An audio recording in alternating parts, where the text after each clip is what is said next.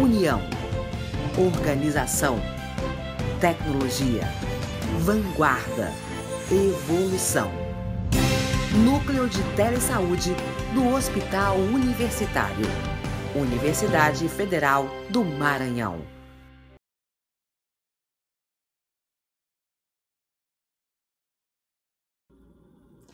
Boa tarde para você que está aí de casa, assistindo a gente pela internet. Boa tarde aos colegas aqui, né, que vieram nos prestigiar aqui no estúdio. Então, nosso desafio de hoje é falar sobre talvez aquilo que traga mais angústia para a gente no acompanhamento do paciente de hanseníase, né? Angústia não só para o profissional, mas também para o próprio paciente, que é exatamente as reações hansênicas, neurites, e vamos discutir ao final as indicações cirúrgicas nos casos das neuropatias hansênicas. Antes da gente começar realmente a falar sobre as reações hansênicas, é importante que a gente diferencie duas coisas. Doença infecciosa, né, hanseníase, como uma doença causada pelo Mycobacterium leprae, uma infecção que nós vamos tratar especificamente com uma medicação, a poliquimioterapia, que nós temos um tempo definido para concluir esse tratamento. Ou a gente vai fazer 6 meses, ou a gente vai fazer 1 ano, ou a gente vai estender em alguns casos até 2 anos. Outra coisa é uma doença imunológica, é uma resposta imunológica do organismo do paciente às partículas antigênicas desse bacilo, né, que vai variar de acordo com cada organismo. E essa doença imunológica, ela pode perdurar, inclusive após o tratamento com a poliquimioterapia. Então, o fato de o paciente evoluir com estado reacional, isso não quer dizer que esse paciente ele tem doença ativa. Né? Uma coisa é a doença infecciosa, outra coisa é a doença imunológica. E a gente precisa, quando fala de hanseníase, pensar nessas duas situações.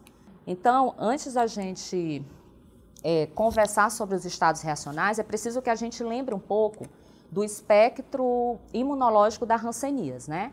A gente sabe que todos nós temos aquela resposta imune inata, né? Que é aquela resposta imunológica inespecífica, onde nós vamos responder, né, a qualquer agressão, tá?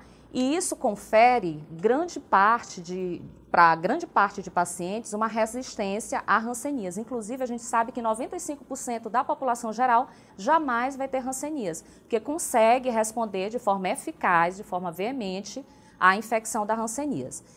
E aí nós temos aquela resposta imune adquirida, né, que são mediadas, né, pelos linfócitos T e linfócito B. Então nós temos 2 tipos de resposta imunológica adquirida. A celular, mediada pelo linfócito T, e a humoral, mediada pelo linfócito B. O que a gente percebe? A hanseníase e o bacilo da hanseníase, suas partículas antigênicas, ele tem a capacidade de que, em alguns pacientes, fazer com que eles respondam, né, de forma vigorosa no que diz respeito à sua imunologia celular.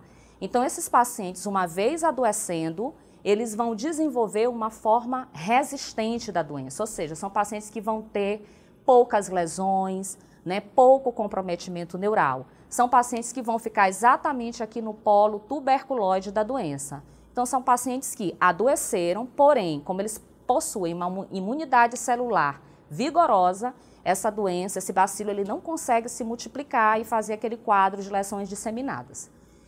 No outro polo, no entanto, a gente encontra aqueles pacientes que não têm imunidade celular específica contra esse bacilo da hanseníase. Então, uma vez adoecendo, esses pacientes vão para o polo vichoviano e são aqueles pacientes que vão evoluir com grande número de lesões, infiltração difusa, tá? E nós temos aqueles pacientes que ficam aqui no meio desse espectro, né? Com uma imunologia instável com relação a esse bacilo, frente a essas partículas antigênicas. E são exatamente esses pacientes que tendem a evoluir na clínica com os estados reacionais e com as neurites. São os pacientes que vão fazer, digamos assim, picos de respostas imunológicas, resposta imunológica exacerbada em alguns momentos do tratamento ou muitas vezes após o tratamento, né? Como a gente falou anteriormente, os estados reacionais e as neurites, eles estão relacionados com partículas antigênicas do bacilo. O tratamento específico mata o bacilo, fragmenta o bacilo. No entanto, ele não consegue eliminar essas partículas. Alguns estudos revelam para a gente que essas partículas elas podem ficar circulantes aí até 10 anos após o término do tratamento. Isso quer dizer que nós podemos sim ter pacientes desenvolvendo estados reacionais até esse período pós-alta, sem ter relação com doença ativa.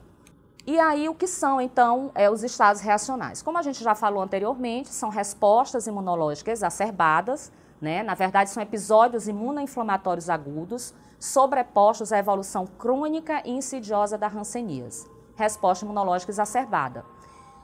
A nossa grande preocupação é o potencial incapacitante desses estados reacionais. É exatamente nesse momento, né, por conta dessa imunologia aí excitada, é que nós temos risco de ter comprometimento neural e, em algumas situações, até destruição, né, de troncos nervosos, se a gente não abordar de forma precoce, e aí esse paciente vai realmente evoluir com uma incapacidade, né, muitas vezes até irreversível. E isso, né, é que acaba aí fortalecendo o estigma da doença, porque na verdade ninguém tem medo do bacilo da hanseníase, todo mundo tem medo da incapacidade que a hanseníase pode trazer. Então, como a gente já falou anteriormente, são eventos mediados por antígenos do Mycobacterium leprae, podem ocorrer antes, durante ou após o tratamento, e os fatores envolvidos, os principais fatores envolvidos, né, com esses estados reacionais é exatamente a carga bacilar. É lógico que quanto mais bacilos eu tenho, mais partículas antigênicas circulantes eu vou ter, e a resposta imune do hospedeiro. Né? Então, os pacientes que ficam naquele momento borderline, com instabilidade imunológica, são os pacientes que vão ter mais chances de realmente desenvolver os estados reacionais.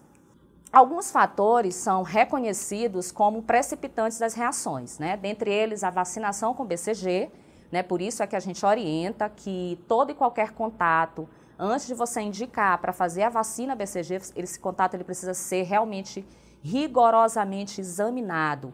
E exame em hanseníase significa avaliação dermatoneurológica.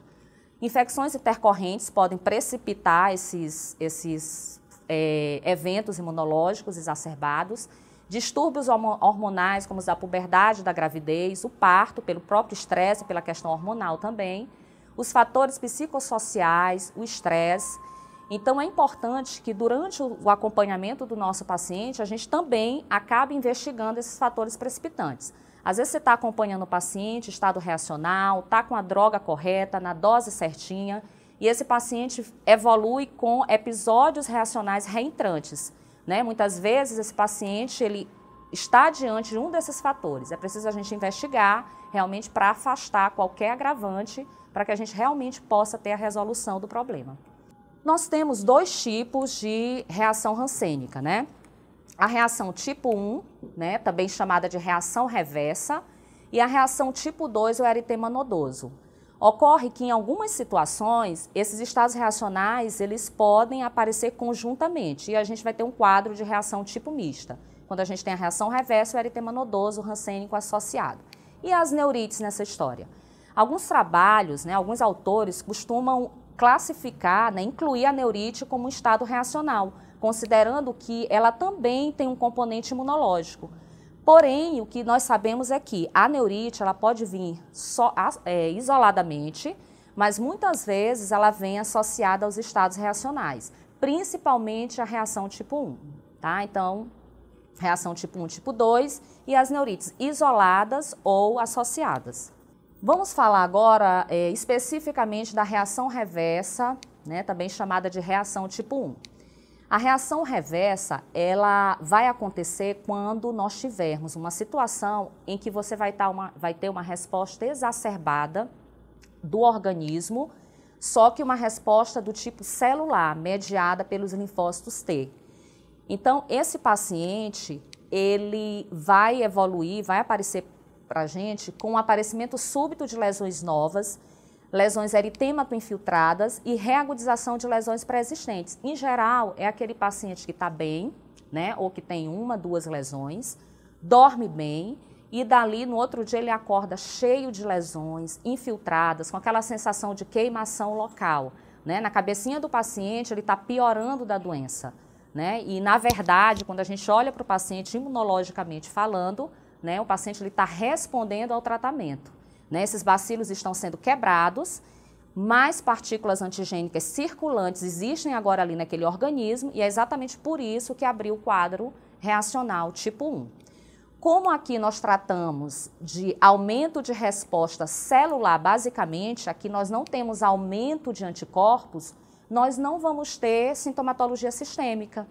porque, em geral, a sintomatologia sistêmica, ela vem quando a gente tem formação de imunocomplexos, anticorpos, né, que se juntam a partículas antigênicas e acabam se depositando em alguns órgãos. Aqui, na reação reversa, não. A resposta imunológica exacerbada é do tipo celular. Então, a queixa do paciente vai ser realmente ao nível do tegumento. Aqui é um exemplo, né, de uma pacientezinha. Olha só, a reação reversa ela pode aparecer, inclusive, com infiltração brusca em poucas lesões. Não necessariamente você tem que esperar o paciente vir cheio de lesões para você. Dependendo da forma clínica dele, ele vai vir muitas vezes com infiltração apenas numa lesão pré-existente. Né? E isso precisa ser valorizado porque, mesmo sendo uma só lesão, esse paciente pode fazer comprometimento neural. Essa paciente, inclusive, ela veio com a gente, ela tinha uma única lesão, essa lesão infiltrou e quando ela veio com a gente, ela já veio com comprometimento de nervo facial, inclusive com lago oftalmo. Então, essa reação tipo 1, ela é frequente, muito mais frequente, principalmente naquelas formas que eu coloquei lá, que são transitórias, né? Estão entre os polos tuberculoide e vichoviano, que é exatamente a forma dimorfa, a dimorfa tuberculoide e a dimorfa vichoviana. Muito menos frequentemente na tuberculoide e na vichoviana, ou seja, nas formas polarizadas, nós temos, digamos assim, uma estabilidade imunológica, né? Onde eu tenho instabilidade, eu tenho mais chances de evoluir com reação. 50% dos casos de forma clínica dimorfa vão desenvolver reações entre 2 semanas e até 2 meses após o início da poliquimioterapia. Gente, isso é estatística, não é regra. Né? Pode ser que você tenha, sim, um paciente que, inclusive, faça o tratamento e 2, 3 meses depois do término do tratamento, aquele paciente venha para ti com estado reacional, tipo 1. Isso não quer dizer que esse paciente tem doença ativa, tá? Isso aqui é mais um exemplozinho de um paciente, né, com estado reacional. Esse aqui, enquanto aquela primeira paciente ela tinha uma lesão única que infiltrou, esse aqui já veio para a gente, iniciou um tratamento com poucas lesões, e já chega aqui para a gente, no 2º mês de tratamento, cheio de placas infiltradas e disseminadas no corpo todo. E adivinhem, vários troncos nervosos acometidos, né? Um paciente que, se você não entra com a terapêutica adequada, se você não aborda precocemente no que diz respeito ao tratamento eficaz desse paciente, provavelmente esse paciente evolui para uma incapacidade física. E o tratamento desse estado reacional, ele é essencialmente ambulatorial. Como eu falei anteriormente com vocês, esse paciente ele não vai trazer muitas sintomatologias sistêmicas, né? Um paciente que vai chegar bem no teu consultório, te contando a história, te relatando exatamente tudo o que aconteceu. E a droga de escolha da gente ainda é a prednisona, né? Que nós precisamos usar em dose imunossupressora. Afinal de contas, a gente está lidando aqui com resposta imunológica exacerbada, então a gente precisa acalmar essa resposta imunológica. Eu preciso dar prednisona na dose de 1 mg por quilo dia. Então não adianta eu fazer dose anti-inflamatória apenas da prednisona. Eu vou ter os efeitos colaterais, provavelmente, e não vou conseguir meu efeito terapêutico, que é o que eu estou querendo aqui, imunossuprimir esse paciente. Então é 1 mg por quilo dia. Hoje nós temos a alternativa da dexametasona, que inclusive foi proposto pela nova portaria, né, para aqueles pacientes, né, que têm hipertensão arterial, cardiopatas, porque a gente sabe que a dexametasona, ela retém menos sódio, né? Esses efeitos colaterais são menores aqui com relação à dexametasona do que com relação à prednisona. Na situação em que eu precise realmente internar esse paciente, né, você tem a opção também de fazer o pulso de metilprednisolona endovenosa, que aí você vai fazer 1 grama por dia, 3 dias seguidos, o primeiro pulso. Depois, no 2º e 3º pulso, você já faz só 1 grama por dia, quinzenal ou mensal. Alguns esquemas, em alguns estudos, mostram para a gente fazer, inclusive, esse 2º pulso até semanal. Né, e manter entre um pulso e outro doses baixas do corticoide oral. Mas isso varia também de serviço para serviço. Existe, claro, um protocolo de acompanhamento de pacientes que estão submetidos à corticoterapia, principalmente numa situação dessa, nessa dose alta, né, nessa dose imunossupressora, e é um protocolo que precisa ser seguido, né, para que a gente realmente diminua, né, o risco de ter complicações. Né? E às vezes, seguindo o protocolo, pode ser que ainda tenhamos. Então, a gente precisa seguir. Monitorar o peso, a pressão arterial e a glicemia desse paciente é mandatório. Inclusive, se é um paciente com história de alteração de glicemia, você inclusive deve solicitar logo essa glicemia desse paciente para estar avaliando. Prevenir a disseminação do Estrozilóide stercoralis com a prescrição de albendazol, que é o que a gente tem na atenção básica. Lembrando que esse albendazol ele precisa ser feito 3 dias seguidos, se eu quero pegar Estrozilóide stercoralis.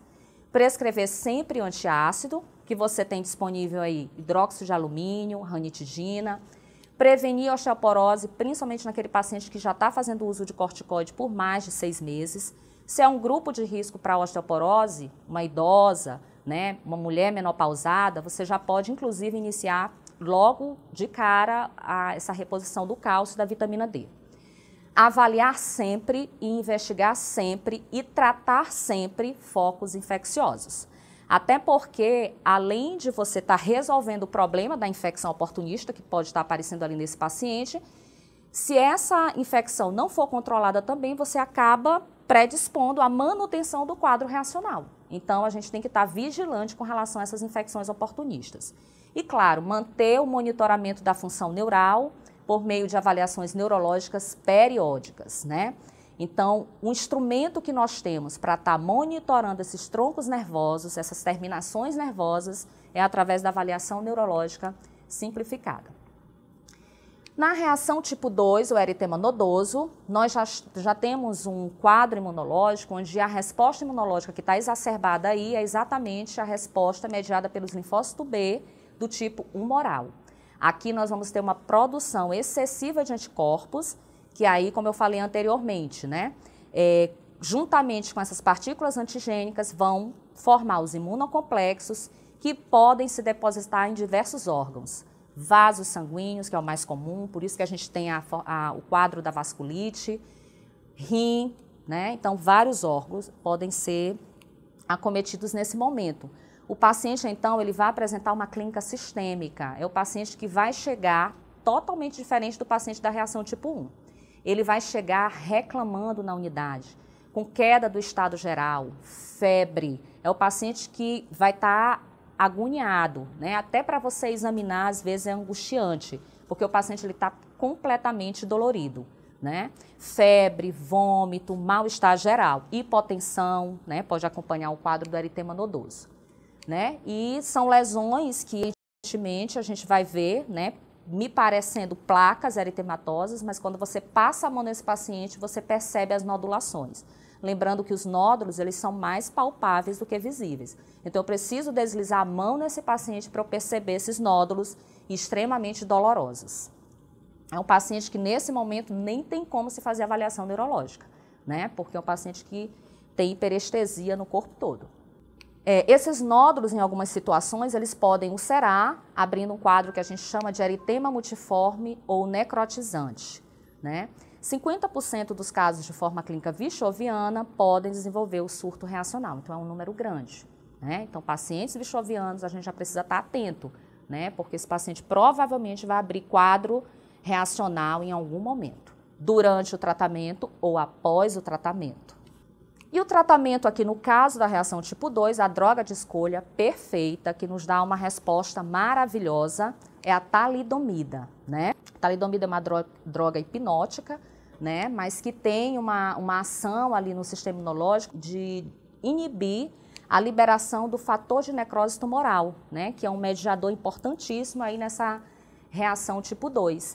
E a gente pode fazer na dose de 100 a 400 miligramas dia, né? Dependendo da classificação lá desse paciente, eritema nodoso mais leve, moderado ou grave, né? Você pode entrar até com 3 comprimidos, o horário geralmente à noite, né? Porque vai dar muita sonolência, geralmente esse é o efeito que a gente observa bastante com os pacientes.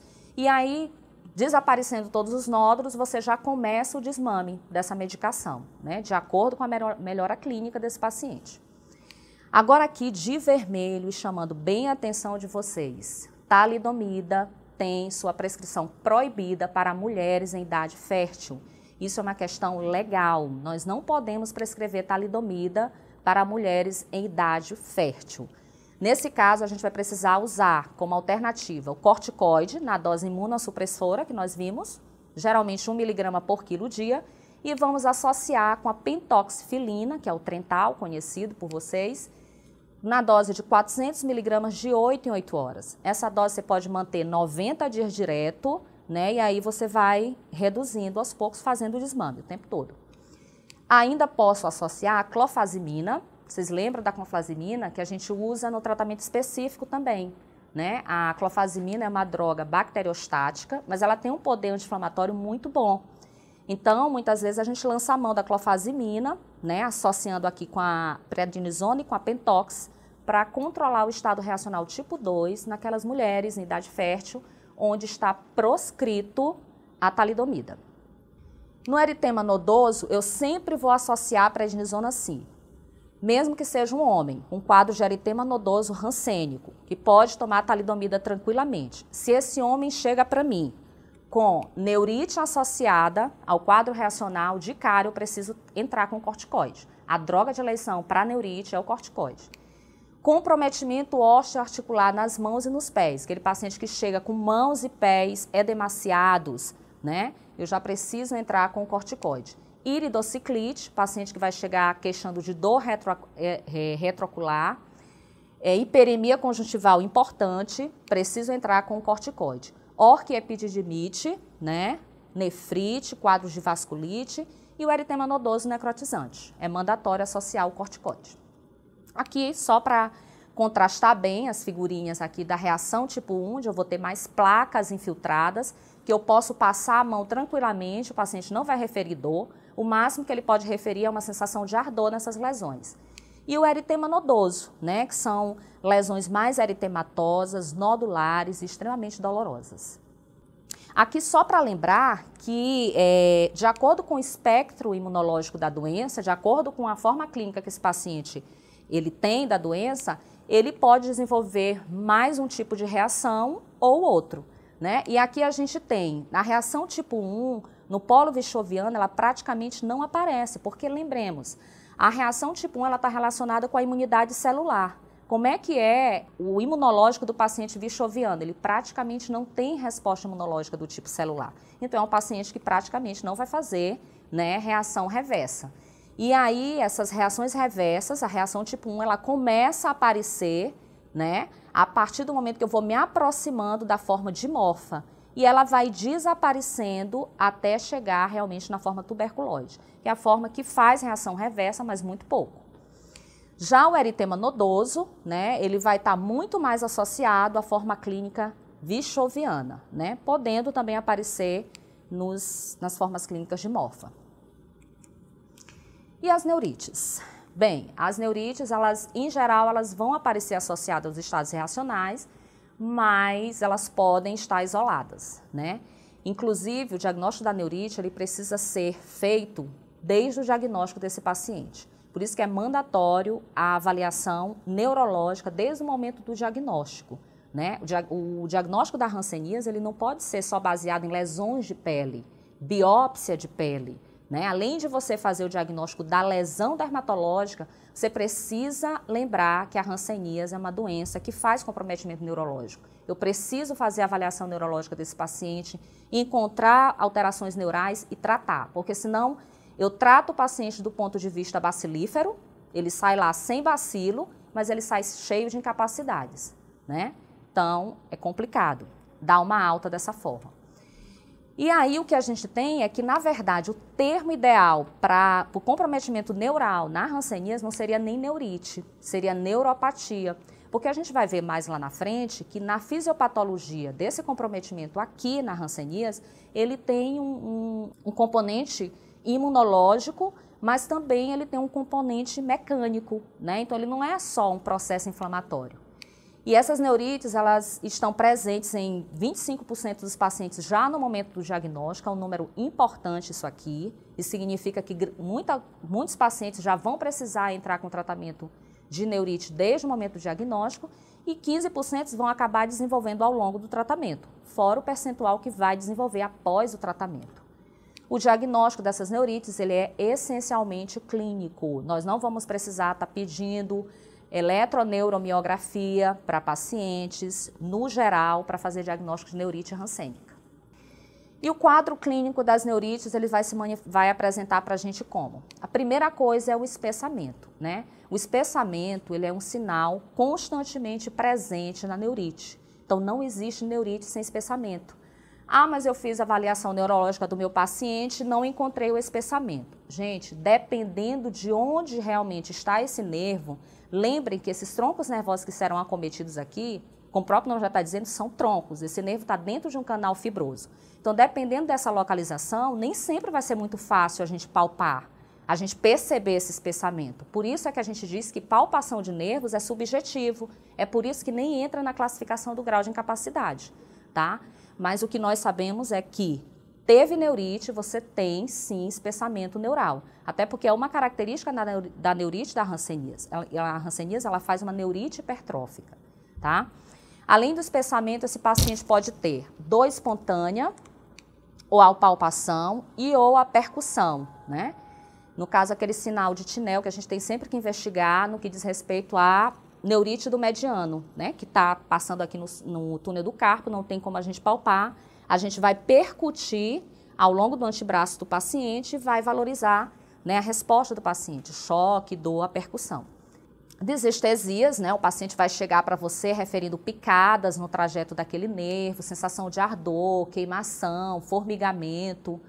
Ou ele vai já chegar para ti referindo déficits, né?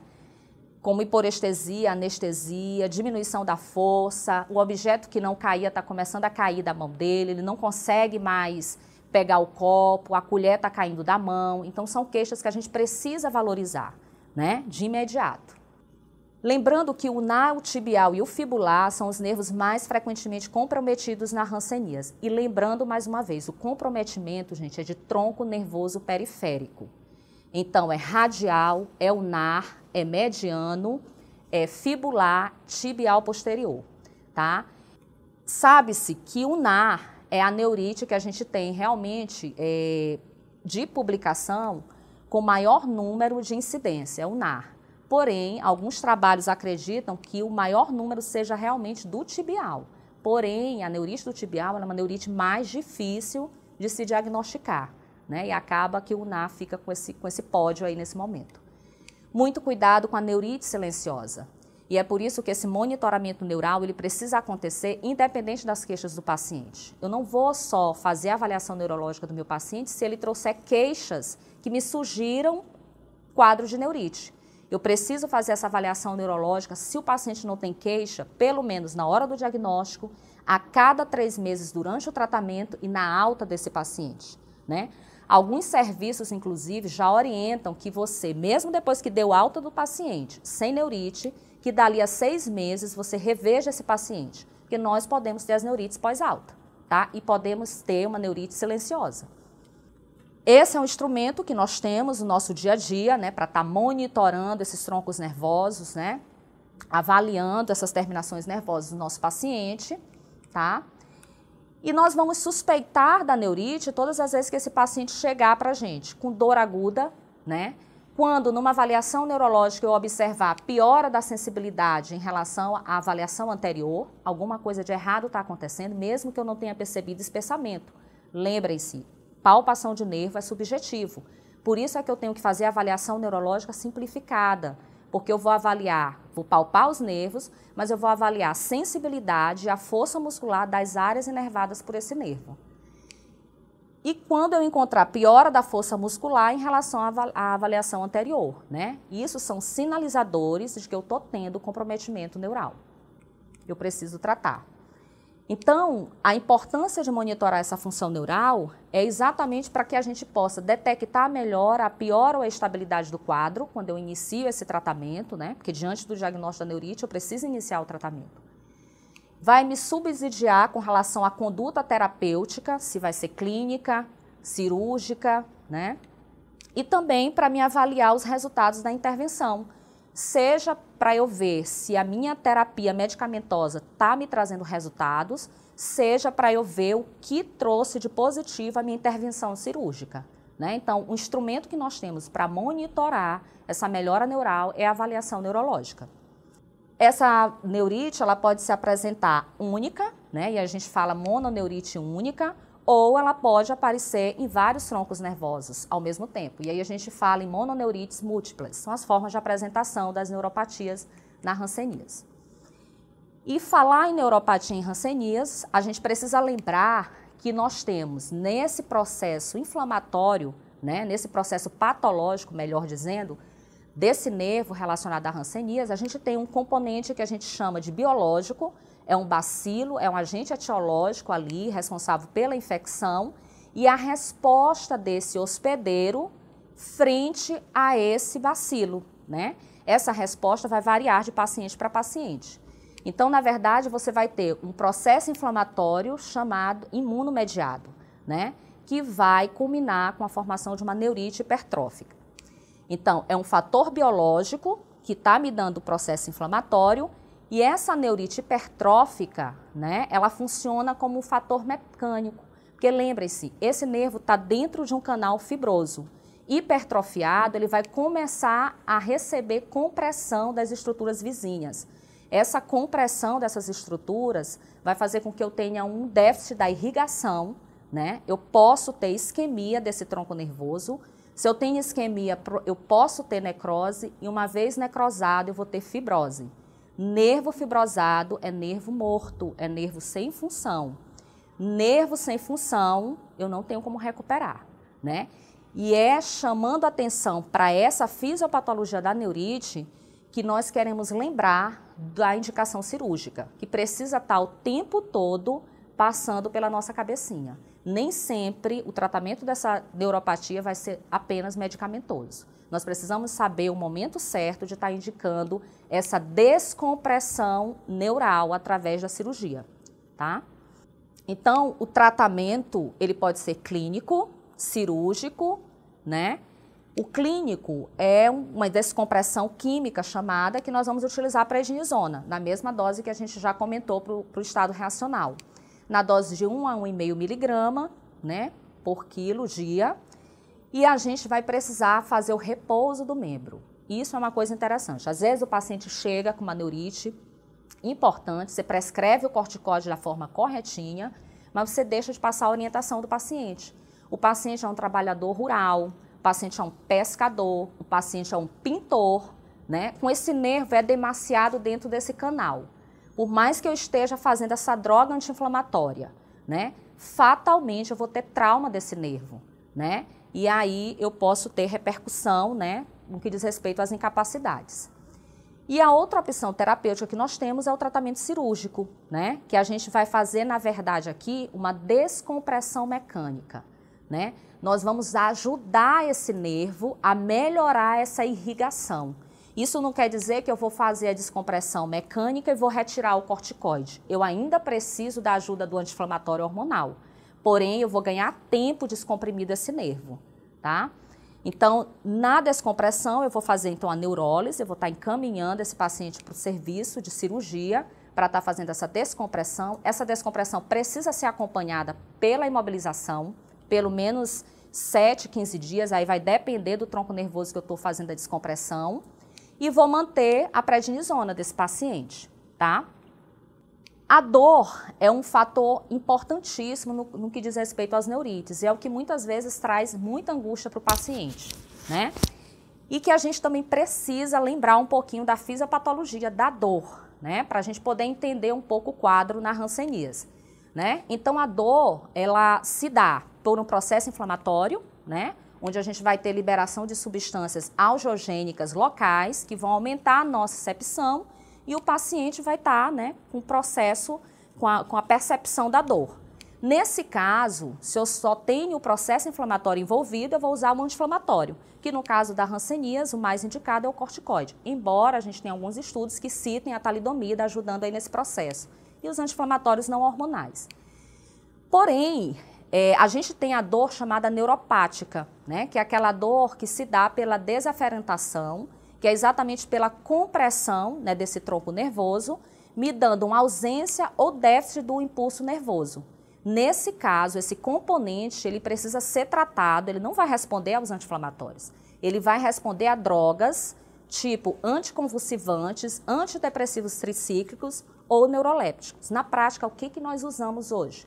amitriptilina, de 25 miligramas, que você pode chegar na dose até de 100 miligramas dia, gabapentina, a carbamazepina e, mais recentemente, a gente tem utilizado a pregabalina, né? Que você pode fazer na dose de 75 miligramas de 12 em 12 horas, né? Essas drogas vocês têm também na portaria. Vocês podem estar pegando depois a portaria para dar uma olhada nesses esquemas terapêuticos. Enfim, o que é importante lembrar é que na hanseníase essa dor em geral ela é mista, ela tem os dois componentes. Então, a dor que não melhora, muitas vezes, não é porque tu não está fazendo a dose máxima do corticoide. Você vai chegar, às vezes, na dose máxima de corticoide para aquele teu paciente, ele vai manter a dor.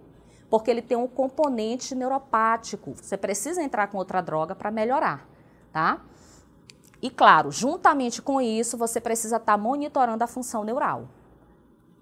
E aí a cirurgia, o tratamento cirúrgico, nesse caso aqui, que é a neurólise, nós temos outros procedimentos cirúrgicos relacionados à hanseníase, porém, aqui a gente está tratando especificamente da descompressão neural, que é uma cirurgia preventiva. É uma cirurgia que precisa ser feita para que eu evite incapacidades, ou que eu piore uma incapacidade já existente ali naquele paciente. Eu vou estar sempre prevenindo um evento pior futuramente para aquele paciente. Né? Então, a neurolise é uma descompressão preventiva. O objetivo é exatamente liberar o nervo da compressão mecânica e melhorar as condições de circulação sanguínea e drenagem linfática.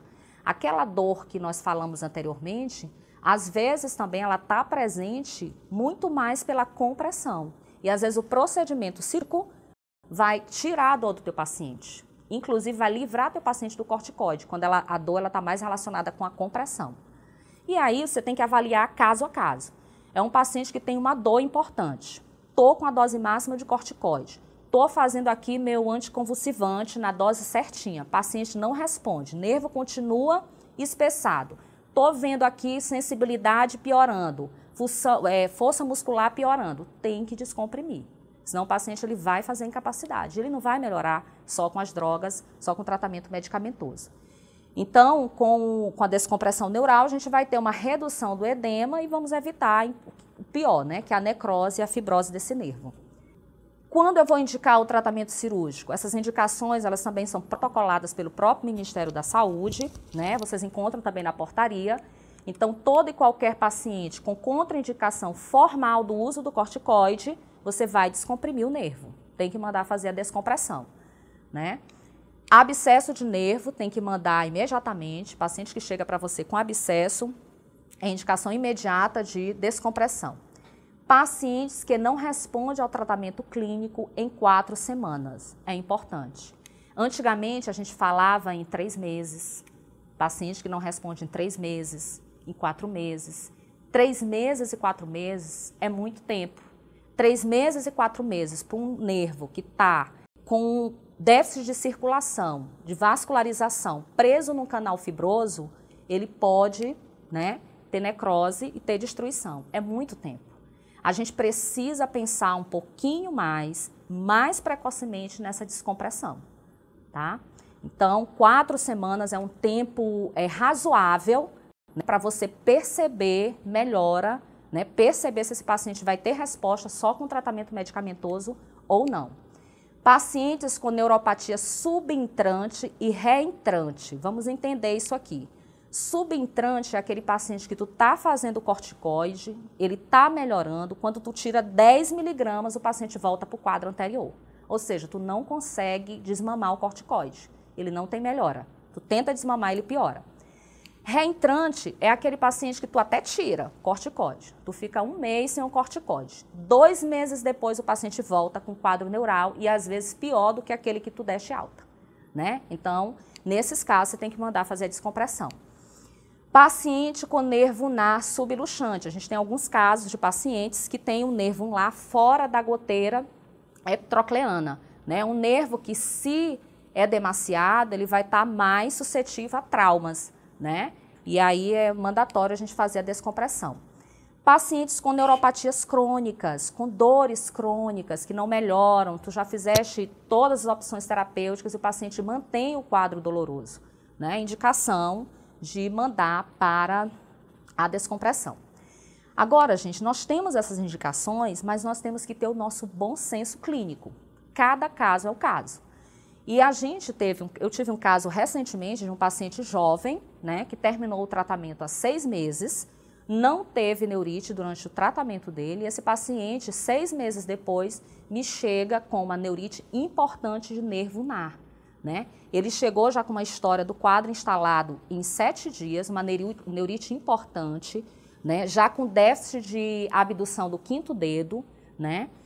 E aí a gente entrou com a dose do corticóide, eu pedi para rever esse paciente com 8 dias. O paciente voltou com 8 dias, com amiotrofia, né, do espaço interósseo e mantendo a queixa dolorosa, né? Um pouco de redução desse espessamento do nervo, mas o que chamou a atenção foi o déficit motor progressivo e rápido que esse paciente estava fazendo.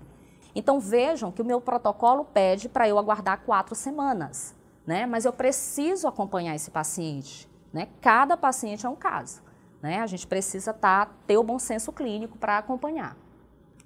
E inclusive, são as fotos do paciente que a gente mandou. Inclusive, esse paciente a gente fez a descompressão do ulnar e do mediano, né? Que inclusive é uma técnica hoje que o pessoal está utilizando, já descomprime os 2 troncos ao mesmo tempo, preparando aqui para a descompressão do mediano, do nervo ulnar.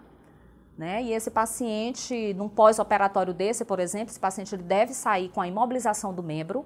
Eu não posso liberar um paciente que fez uma descompressão de ulnar com extensão de cotovelo. Né? Esse paciente não pode sair do meu serviço desse jeito, porque senão dali a 2 dias ele está com baita edema a nível de punho, né? E pode ter outras complicações. Então, eu preciso fazer essa imobilização.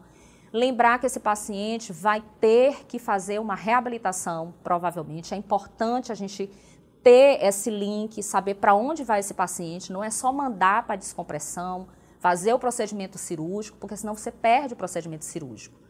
Eu sempre digo que o que vai determinar a eficácia dessa descompressão aqui é o teu segmento, né? É a dose do corticóide que tu vais manter, é a reabilitação que esse paciente vai estar fazendo, inclusive é um paciente que, de preferência, né, não numa situação dessa que foi aguda realmente, mas aquele paciente que você tem a possibilidade de planejar essa descompressão, que ele já até tenha uma rotina de autocuidado, de exercícios, né, para que a gente realmente possa ter o sucesso aí no procedimento cirúrgico.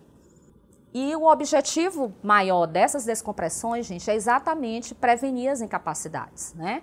Esse paciente, por exemplo, é um paciente que eu peguei recentemente aqui em São Luís, né, no município de São Luís, um paciente jovem de 21 anos que já chega no serviço da gente dessa forma, né, na verdade com uma garra mediano ulnar, já reabsorção ósseas, mãos totalmente anestésicas. Então é um paciente que provavelmente, né, a gente já deveria ter feito uma descompressão há muito tempo. Detalhe, paciente com faces cushingoide, né, usando corticoide, né, só para mostrar que nem sempre é só o corticóide que vai resolver a neuropatia do paciente. A gente precisa pensar na indicação cirúrgica. E essa indicação cirúrgica, ela precisa ser precoce. Você vai perceber o paciente que precisa da descompressão. Então, você percebeu que precisa, tem que mandar. Não dá para ficar no outro mês, daqui a 2 meses, porque lembra, você está correndo contra um tempo. É um tronco nervoso ali que está apertadinho, é demasiado, né? E que a gente quer recuperar, a gente quer evitar o pior.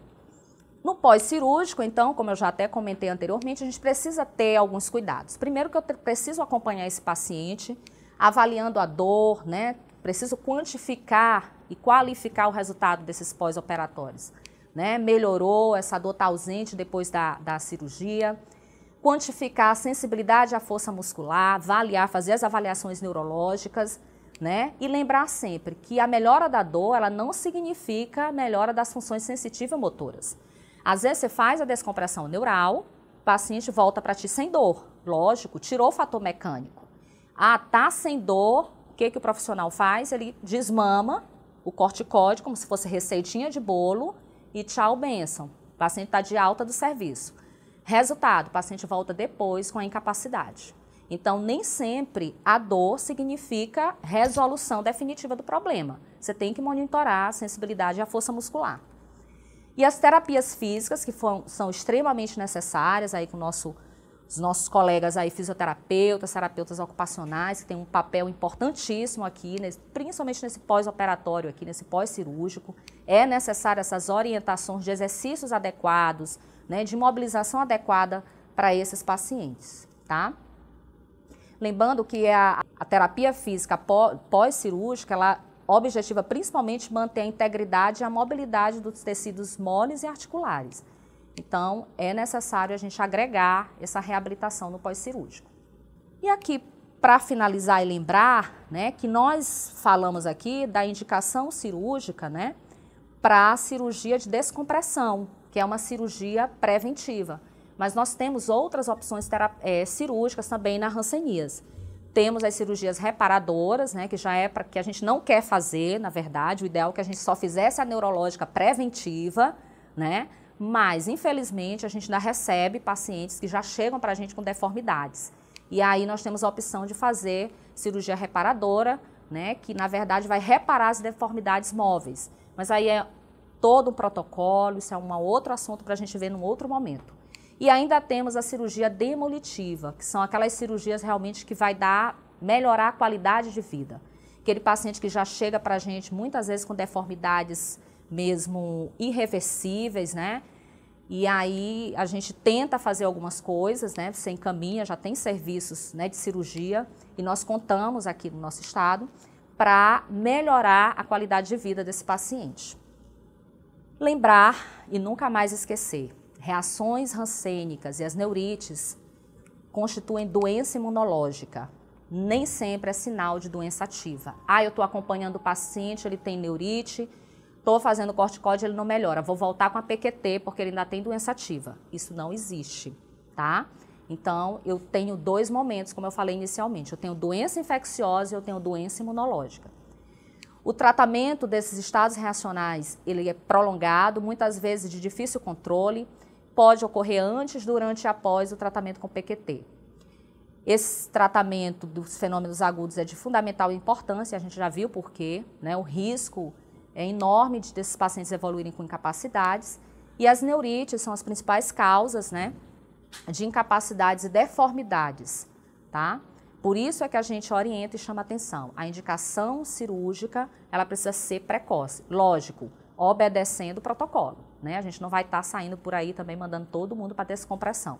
Mas os pacientes que você observar que tem indicação, você não pode ficar protelando, né? Tem que se programar para estar encaminhando. Hoje o serviço de referência para descompressão neural do estado funciona aqui no Hospital Dutra, né?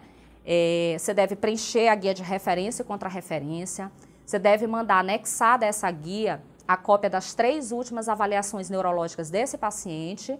Nossa colega Leida, a enfermeira Leida, que inclusive está conosco aqui hoje, vai receber esse paciente, vai revisar esse protocolo que você mandou, né? Lembrando se esse paciente é diabético, é paciente idoso, solicite aqueles exames pré-operatórios. Embora seja uma cirurgia que, digamos assim, seja mais simples, né? Mas é uma cirurgia, é um procedimento cirúrgico. Então, mande os exames pré-operatórios desse paciente, né? E aqui, geralmente, o serviço é na segunda e quarta pela manhã, tá? A Leira vai receber esse paciente e vai fazer o agendamento desse procedimento. Ele não opera chegando e vai operando, não. Vai chegar com ela e aí ela vai programar esse procedimento direitinho, com todas as orientações pertinentes, ok? No mais, eu queria agradecer e dizer que a gente está à disposição. Eu deixo aí meu e-mail, né? Qualquer dúvida, qualquer troca de ideias que vocês precisarem, eu vou estar sempre à disposição. Muito obrigada.